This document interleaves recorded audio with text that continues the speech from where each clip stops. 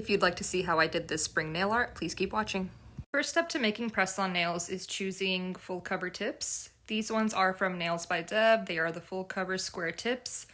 These are really great in my opinion, and these are my go-to. I feel like choosing a really high quality full cover tip to use is the key to long-lasting and durable press-ons.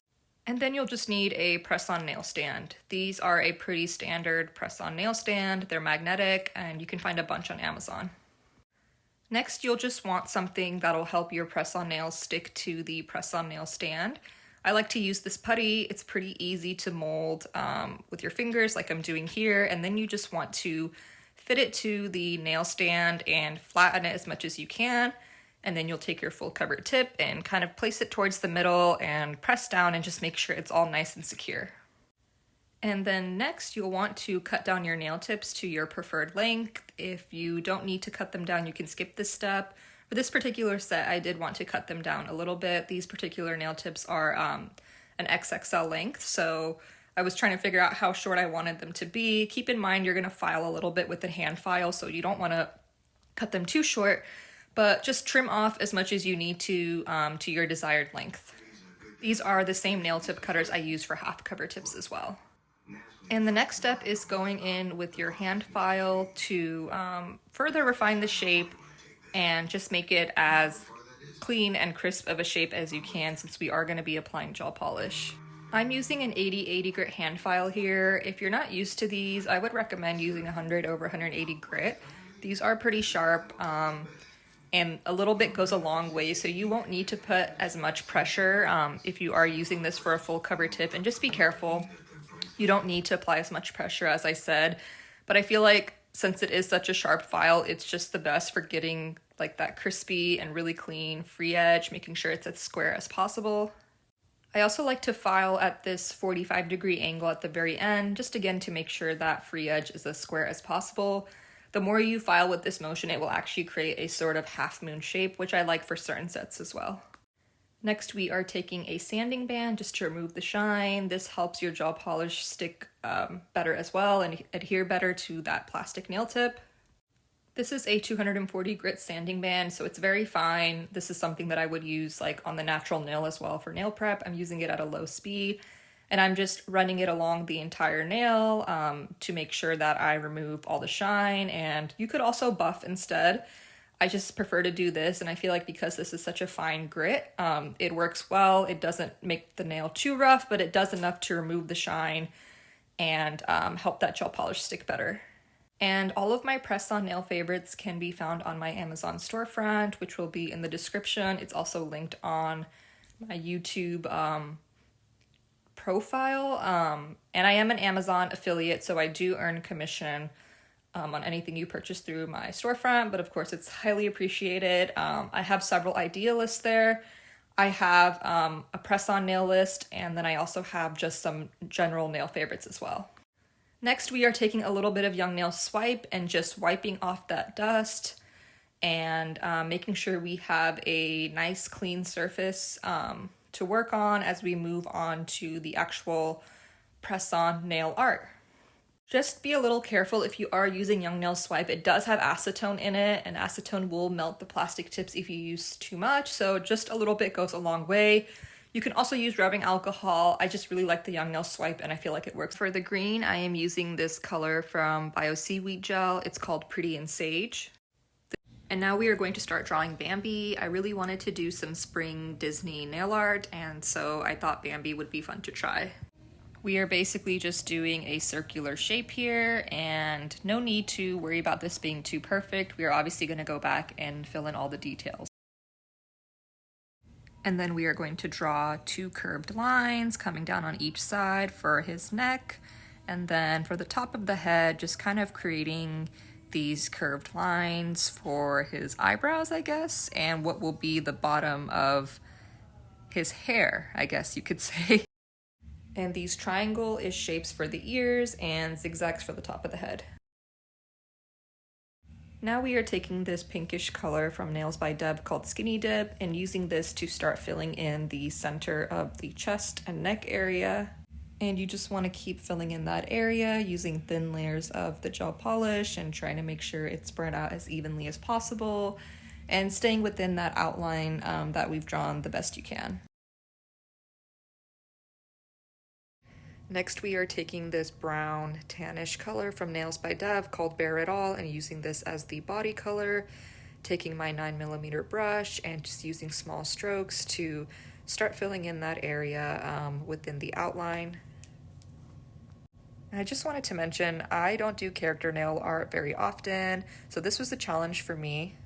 But I just want to be as transparent with you all as I post videos here on YouTube, showcasing my nail journey, posting different types of nail styles, nail art. I'm always looking to improve my skills and try new things. I feel like the farther I get in my nail journey, I just want to try and learn everything, and I feel like there really is no end point. You kind of just keep learning, keep growing, and improving.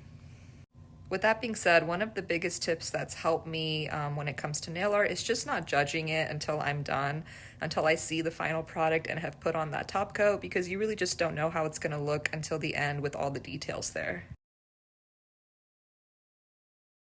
So definitely just see it all the way through, especially when you're practicing. So moving on, we are using Pinky Promise to fill in Bambi's ears, which are definitely the most important and prominent feature here. And then taking Honey Bun from nailzbydev, which is a dark brown color, and filling in the top of his head. And as you can see, I am pretty much using all nailzbydev products. I feel like her products are just the best when it comes to character nail art, and it's helped me improve so much, so I definitely recommend checking out her brushes, gel polish, and gel liners. Another quick nail art tip is to use your pinky to help stabilize your hands like I'm doing here. It just helps you have a lot more control over your brush. Now we are starting to draw the outline for the eyes and the mouth. I'm using the black shading gel again here and just doing a very faint and general outline of the mouth area. This was really hard. I feel like the mouth and the eyes really make or break what this ends up looking like, and I was very nervous, but again, just see it all the way through and don't judge it until the end. Even then, don't judge yourself too hard. We're all learning and practicing here. Now we are taking that skinny dip gel polish color again and filling in the mouth area with the 9mm brush. And then also taking the Bare It All brownish gel polish color and filling in the face area.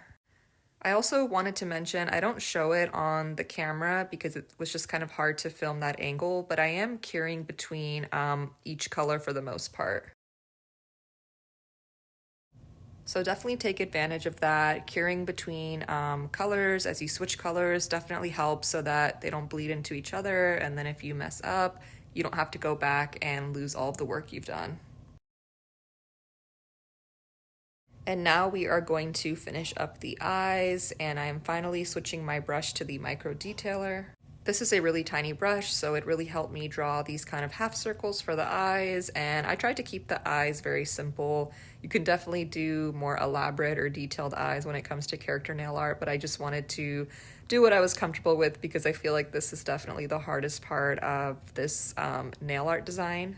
And I'm pretty much using this same microdetailer brush to finish off this part of the nail art. I'm using a white gel paint. This is the white gel liner from nailzbydev, and just filling in this area very slowly and as carefully as I can. And in a second here, you will see how I clean up any mistakes or extra gel polish that is kind of run outside the outline. I'm using the 3D Accomor nail art brush. This is on my Amazon storefront, and it has this kind of rounded tip, which is really helpful for any cleanup.